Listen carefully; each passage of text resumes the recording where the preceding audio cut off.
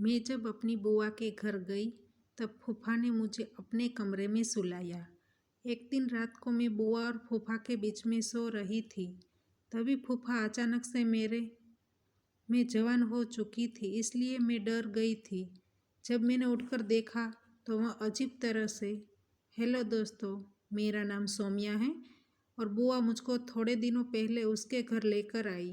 बुआ के घर आने की वजह कुछ अलग ही थी। मेरी मम्मी ने मुझे बोला, बुआ तुझको लेने के लिए आ रही है, इसलिए थोड़े दिनों के लिए तुमको उसके घर रहना पड़ेगा।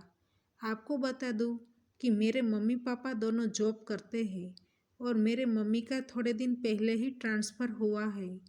उसका जहाँ ट्रांसफ़र हुआ था वहाँ लाइट और पानी की सुविधा नहीं थी। मम्मी को प्रमोशन वाली जगह बदलनी थी, इसलिए वह अपने हेड क्वार्टर जाने वाली थी और मेरे पापा भी उसके साथ जाने वाले थे।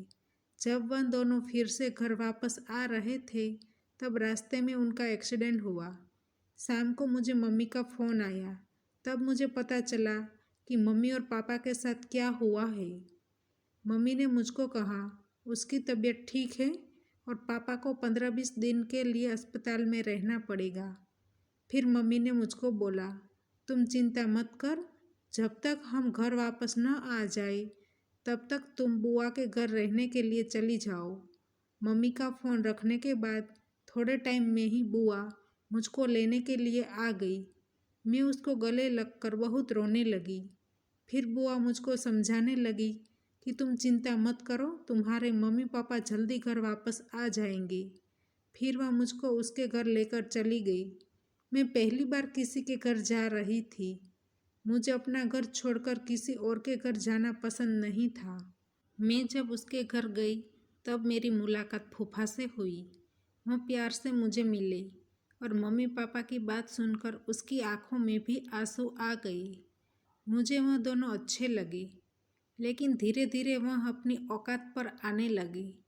दूसरे दिन सुबह मैं हॉल में टीवी देखने के लिए बैठ गई। बुआ आई और वह मुझे अपने कमरे में लेकर चली गई। बुआ ने मेरे लिए काफ़ी अच्छे कपड़े खरीदे हुए थे। उसने मुझे एक सुंदर सा फ्रॉक पहनाया जिसमें मैं एक परी जैसी दिख रही थी। बुआ ने कहा, चलो मैं तुम्हारी कुछ फ़ोटोज़ खींच लेती हूँ। फिर उसने मुझे कहा, तुम शाम को मेरे साथ मेरे कमरे में सो जाना। जब मैं उसके कमरे में गई तब मुझे पता चला कि मुझे बुआ और फूफा के बीच में सोना है और यह सब कुछ मुझे थोड़ा अजीब लग रहा था। लेकिन मैं बुआ को मना न कर सकी और वह दोनों के बीच सोने के लिए मान गई। लाइट बंद होते ही मुझे ऐसा लगा कि कोई मुझे टच कर रहा है। फिर मैंने उसके हाथ पर मेरा हाथ रख दिया। मेरी साइड में फूफा सो रहे थे। फिर आगे कुछ नहीं हुआ और रात ऐसे ही बीत गई। एक दिन अचानक से बुआ गिर गई और उसके पैर में फ्रैक्चर हो गया, इसलिए घर के सारे काम अब मुझे करने पड़ रहे थे। मैंने रात का भोजन बनाने के लिए बुआ का खुला गाउन पहन लिया था। थोड़ी देर बाद फूफा बाहर से आए। उसने आकर मैंने उसके सामने देखा और कहा, आप इतनी जल्दी भूल गए कि बुआ कमरे में आराम कर रही है। फिर उसने मुझे सॉरी बोला। फिर शाम को हम सब लोग ने साथ में खाना खाया। काम खत्म करके जब मैं सोने के लिए जा रही थी तभी मैंने बुआ के कमरे से कुछ आवाज़ सुनी। मैं ध्यान से सुनने लगी। तभी फूफा बुआ को कह रहे थे कि हमारी मेहनत सफल हो रही है। इस लड़की की फ़ोटोज़ सामने वाली पार्टी को पसंद आ गई है और हम उसको 2 करोड़ में बेचने वाले हैं। जब वह आँख खोलेगी तब वह दूसरे देश में होगी। मैं उन दोनों की बात सुनकर बहुत ही डर गई थी। फिर उन दोनों की बातें खत्म होने के बाद थोड़ी देर के बाद मैं कमरे में सोने के लिए आ गई। मेरी साइड में फूफा सो रहे थे।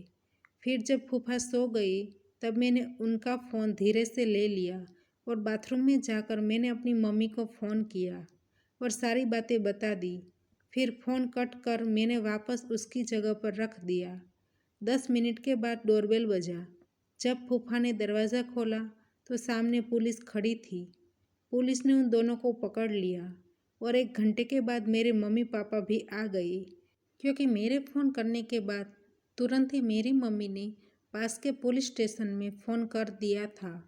उन दोनों ने पुलिस के सामने कबूल किया कि हम दोनों और गैंग का हिस्सा है और वह पैसों की वजह से यह काम करते हैं।